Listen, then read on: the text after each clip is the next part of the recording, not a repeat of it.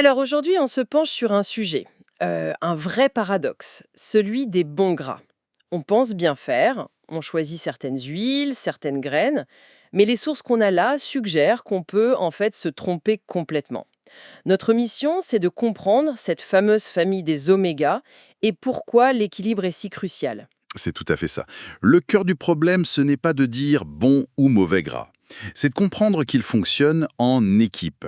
Et dans notre alimentation moderne, disons que certains joueurs ont pris beaucoup trop de place sur le terrain. Ah oui, à ce point. Ah oui, carrément. Les études montrent que nos ancêtres avaient un ratio oméga 6 sur oméga 3 proche de 1 pour 1, un équilibre parfait. Aujourd'hui, on est souvent à 15 voire 20 pour 1. 20 pour 1, c'est énorme. On imagine une sorte de guerre silencieuse dans notre corps. C'est un peu l'idée.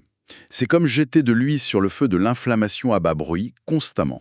D'accord. Alors, pour bien comprendre les forces en présence, reprenons la base. Oméga 3, 6 et 9. Pourquoi est-ce qu'on parle toujours des deux premiers ensemble?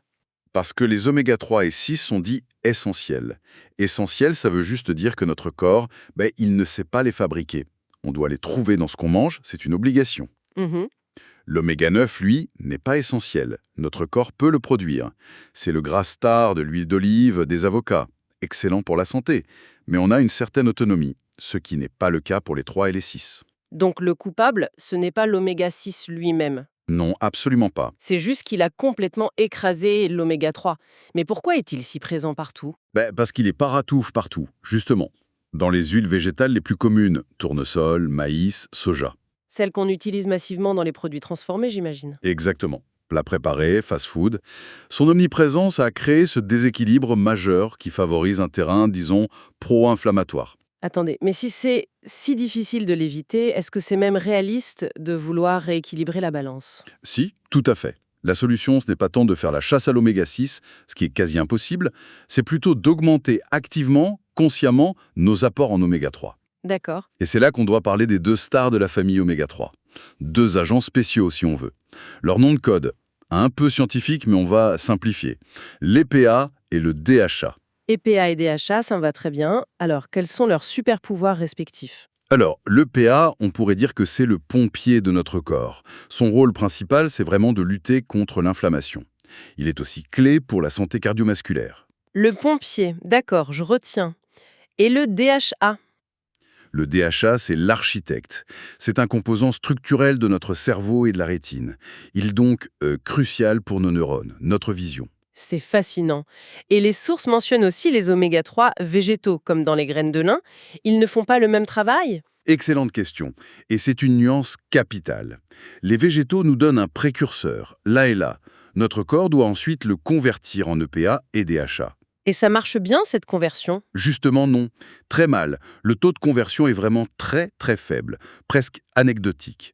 Donc manger des graines de lin c'est très bien, mais ça ne remplace pas un apport direct en EPA et DHA. Qu'on trouve où, principalement? Essentiellement dans les sources marines, les poissons gras surtout. Bon, tout ça est très clair, mais maintenant, si j'ouvre mon frigo, concrètement, je fais quoi? Pensons à un geste simple, la vinaigrette. Si on met uniquement de l'huile de tournesol, on déploie une armée d'oméga 6. Si on fait un mélange, avec une base d'huile de colza ou d'olive, et qu'on ajoute quelques noix dans la salade, on vient de rééquilibrer les forces. Ce sont des petits réflexes, en fait. Voilà. Donc, concrètement, 1 ou 2 poissons gras par semaine. Sardines, maquereaux, saumon. On varie les huiles. Colza, lin pour l'assaisonnement. Et on garde la merveilleuse huile d'olive pour sa richesse en oméga 9. Pour les compléments, par contre, il faut toujours un avis médical avant. Donc, si on résume, la clé n'est pas de diaboliser un gras, c'est plutôt de jouer au chef d'orchestre dans son assiette. S'assurer que les oméga 3, surtout marins, montent un peu le volume pour ne pas se laisser étouffer. C'est exactement ça. Calmer le jeu inflammatoire.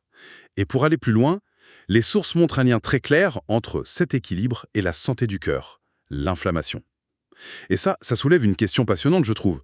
Si notre assiette a un tel impact sur ces grands systèmes, qu'en est-il des fonctions plus silencieuses?